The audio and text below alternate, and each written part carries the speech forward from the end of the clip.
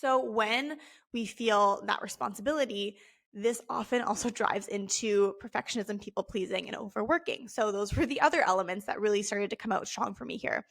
And perfectionism is basically, again, given the certain dynamics of any relationship that you've been taught, depending on your conditioning, you might have learned it earlier. I definitely saw a lot of perfectionism growing up that taught me, like, this is how you achieve in the world. Like, do things really, really, really well. Like, give it your all. And of course, there's some positive messaging there as well, but it can also go pendulum swing to the other side where it's too much.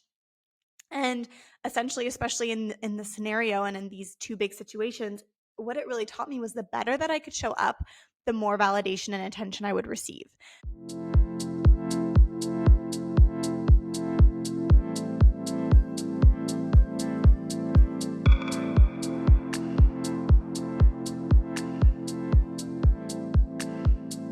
Hello, my loves, and welcome back to another episode of the Essence show and podcast.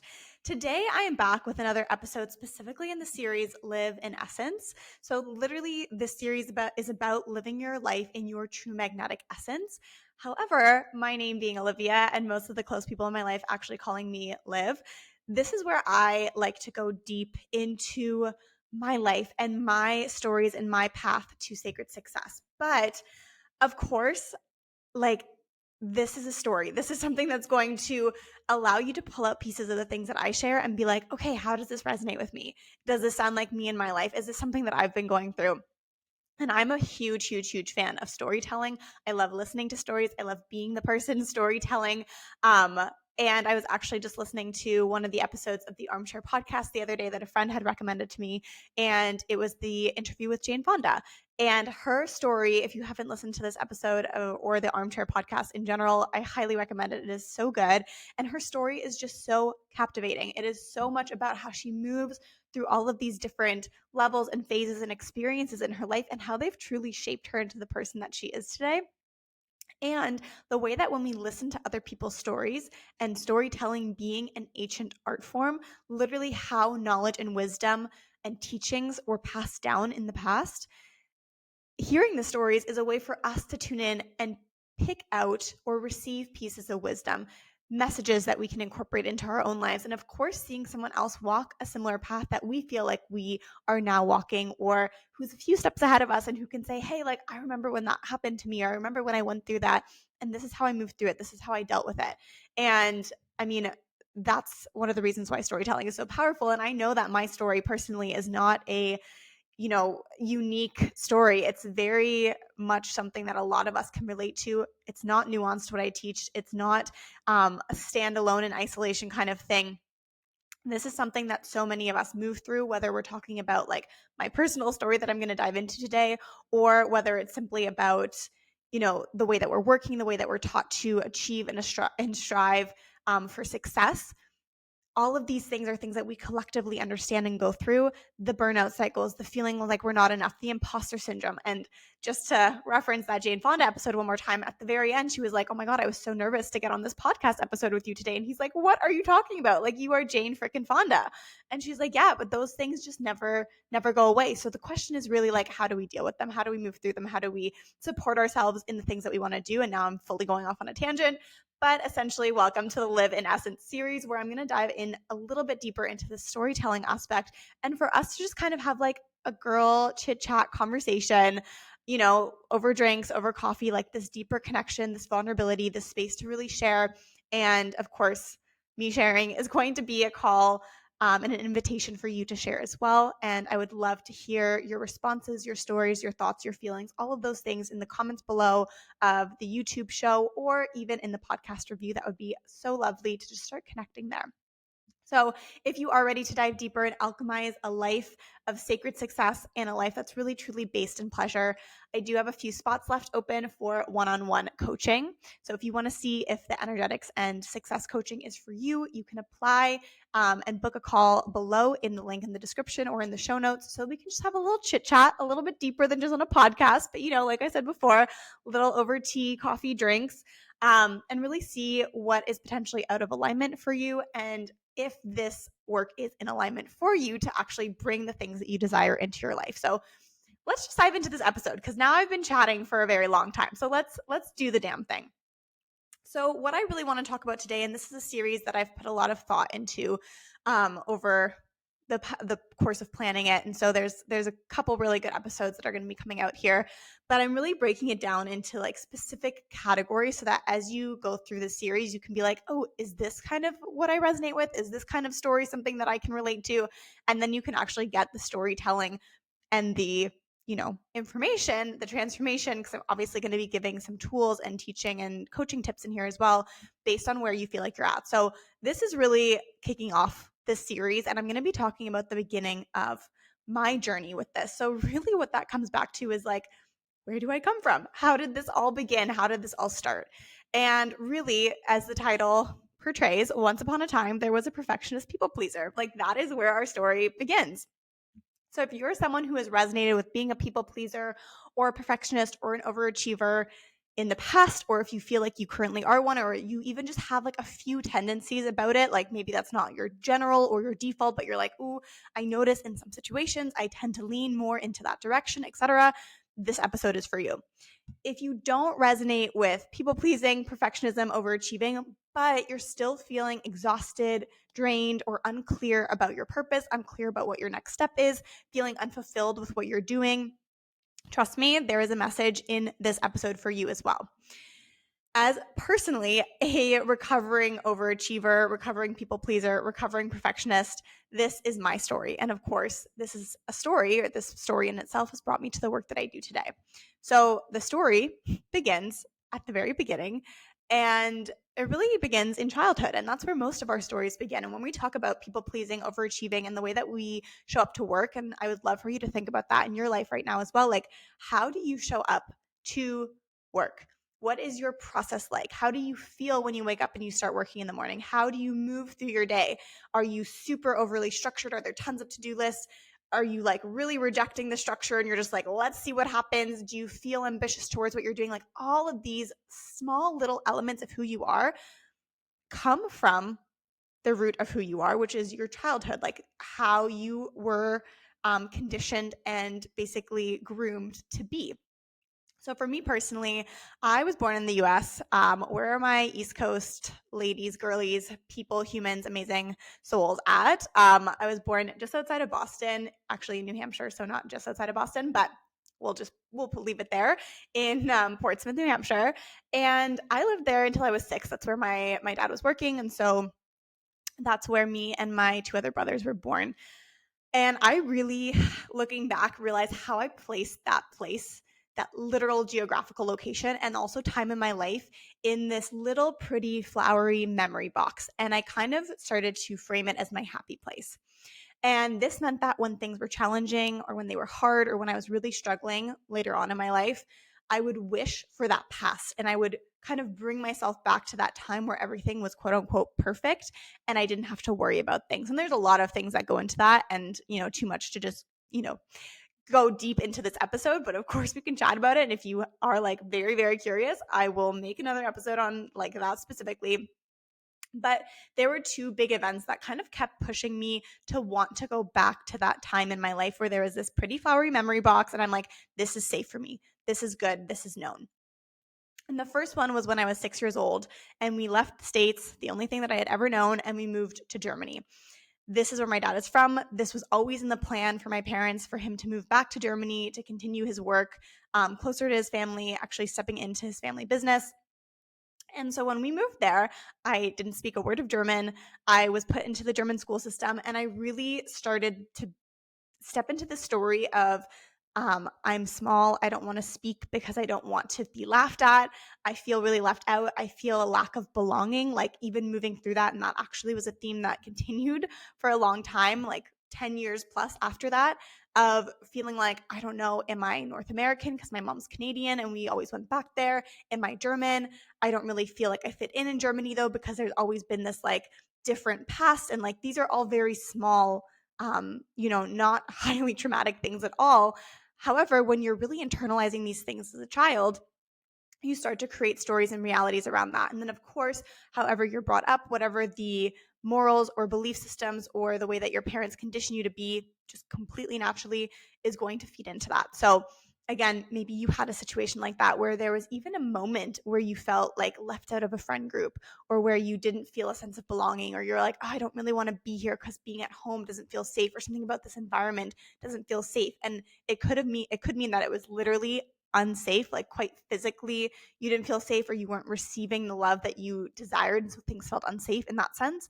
Or it could literally mean that there was love in your house, or there was support, but the environment, there were other things happening that just felt like, I don't want to be here. And a lot of these things, again, are just the process of growing up. What it really comes down to is how deeply these belief systems or responses then become rooted in who you are and how you see yourself.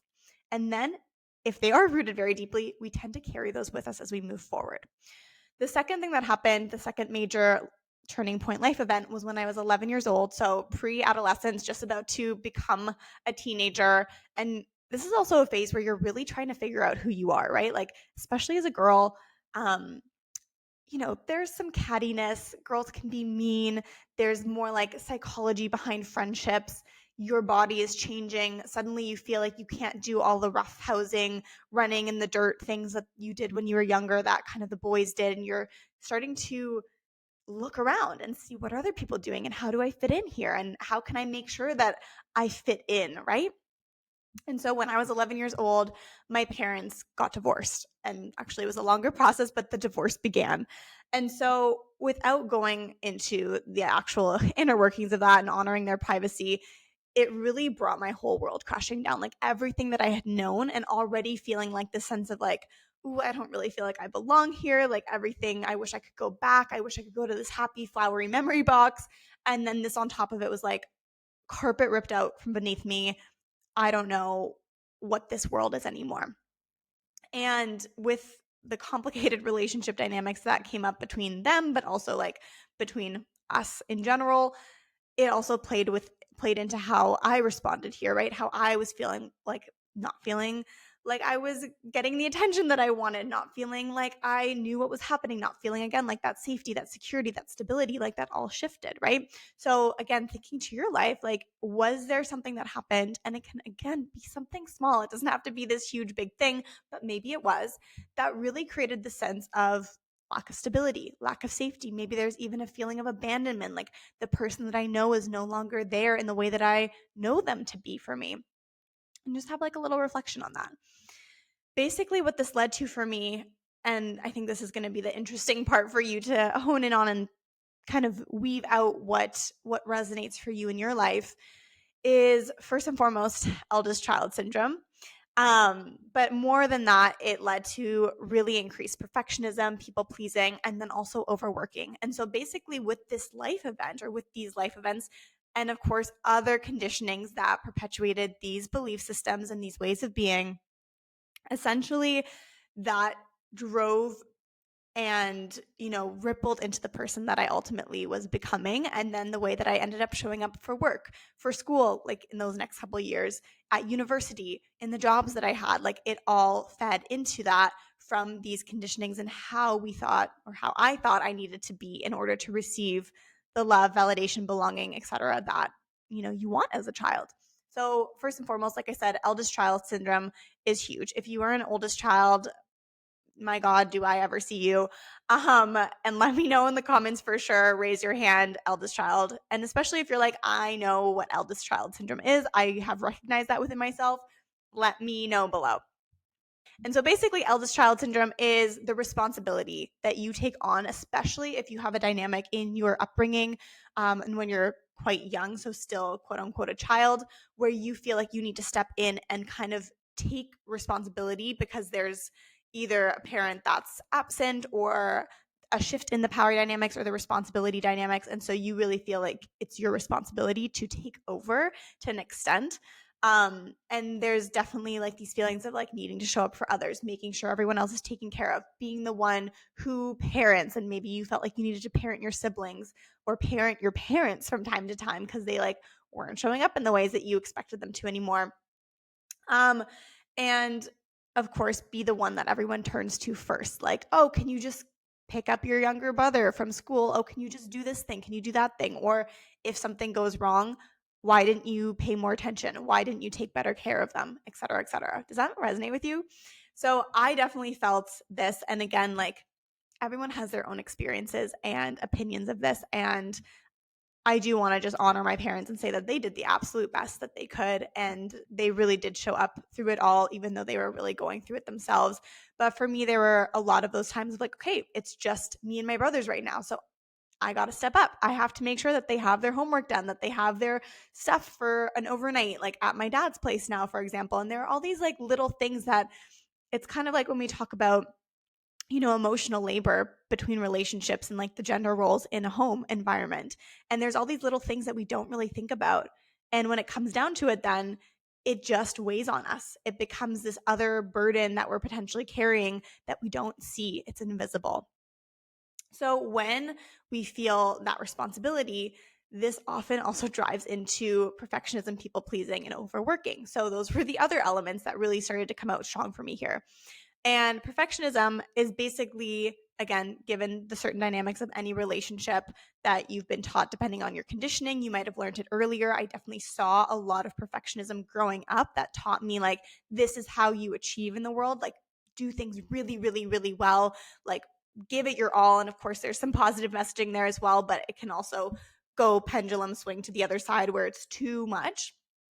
And essentially, especially in the scenario and in these two big situations, what it really taught me was the better that I could show up, the more validation and attention I would receive. And especially with, my parents really going through a hard time personally for themselves as well. That to me was like, okay, well, don't get in their way. Don't make it any harder for them than it already is. And only get their attention if you've done something that will make them feel better, which meant doing something good. Does that make sense? Does that resonate with you? And again, you might have a different story of how perfectionism plays out for you. Again, I would love to hear it. Share it below if you feel like sharing. But this is just, again, one way that we see these conditionings that are already kind of seated in how we are taught to show up, and then certain situations that really root them even deeper. This then leads into people pleasing. So, people pleasing is actually a form of wounded feminine energy, putting other people's needs before your own, not having boundaries and protecting your own energy, worrying about what other people think, not having a strong sense of your own inner, like grounded sense of self-worth, right? Because if we worry too much about what other people think, because what if I did that wrong, or what if they didn't like it, or what if they think I'm being selfish, then we're not grounded enough in ourselves. So others' opinions and needs can easily shake us from how we perceive things or how we feel about things or our own personal opinions or desires. And then we have procrastination or overworking. I didn't say procrastination before, but those two things really go together. They're kind of the two sides of the scale. Like either we're overly doing and being busy, or we're avoiding and we can't get that creative juices flowing. But both of them are coming from this pressure forcing place. And so this is a form of the wounded masculine. Either we want to lean towards overworking to keep ourselves busy because chaos is what feels safe. And I actually have a video specifically about whether or not you're addicted to chaos. So I will link that above. But I know that was one of the things for me. Like, how can I stay busy so that I can feel a sense of control? How can I stay busy so that I can feel like I'm on top of it in a world where I don't feel like I can control very much at all? How can I keep myself busy so that I don't have to look at what's actually going on or address the feelings? And again, like, I give myself so much grace. I was like 11 years old here, but as my life continued, I continued to perpetuate these same dynamics and ways of being and showing up because that is what I knew. That became normal and that became safe for me. Procrastination is then the other side of it. So the other side of perfectionism. So we can either lean into overworking because we want to do and be perfect, or the fear of failure and not being able to be perfect is so paralyzing, or we come face to face so much with this imposter syndrome that we just completely shut off. And again, both of that is forms of wounded masculine. So you can see here that I was very much in like this wounded feminine, not being connected to myself. And then also in this wounded masculine of how can I just do the most in order to receive what I feel like is missing because I'm not grounded in myself first and foremost, but also based on the circumstances and dynamics around me, right? So I'm super curious to hear how this resonates with you, what your story is like. But this was really I want to start here because this was really the foundation for how many other things were perpetuated after. And like I said, I have like a whole list of episode topics that I want to talk about for this Live in Essence series.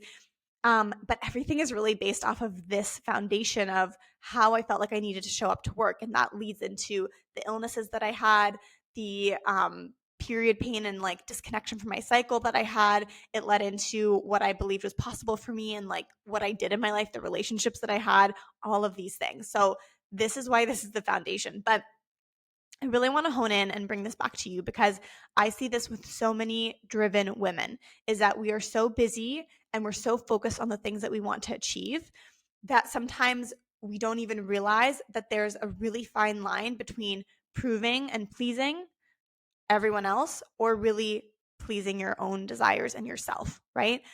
Because of all of these stories, these conditionings that teach us how we are meant to show up, that really is this wounded feminine, wounded masculine, because there was this void from when we were young, from this inner child that didn't feel like it ever got filled.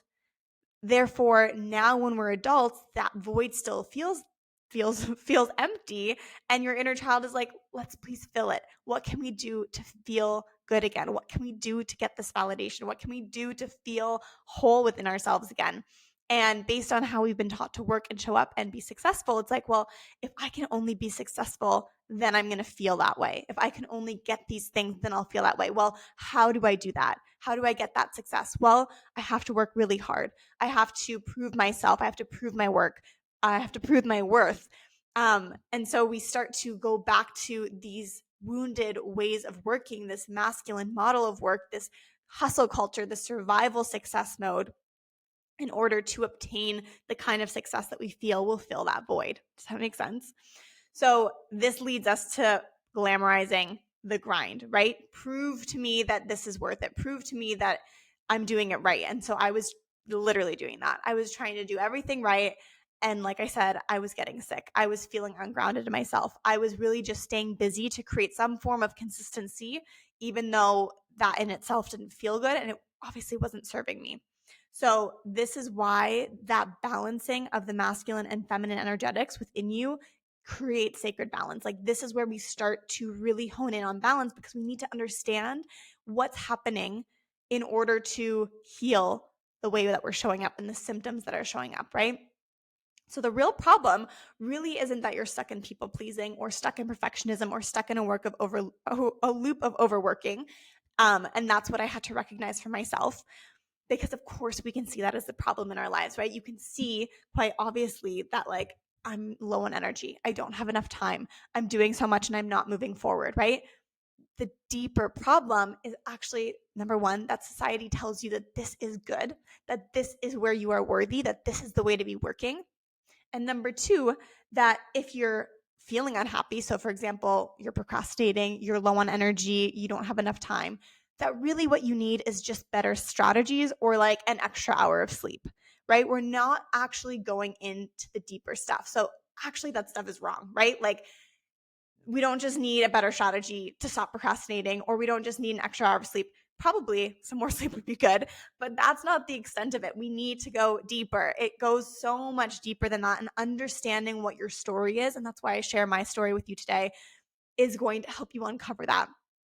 So it's really about understanding and uncovering the generational patterns, the conditioning, the ways of being that you were taught about how you should work, how you should be successful. And then, of course, what you experienced in your life. What were the core key events that shaped you into the person that you are, that taught you how to be, how to succeed, how to be around other people, how to receive love and support and validation.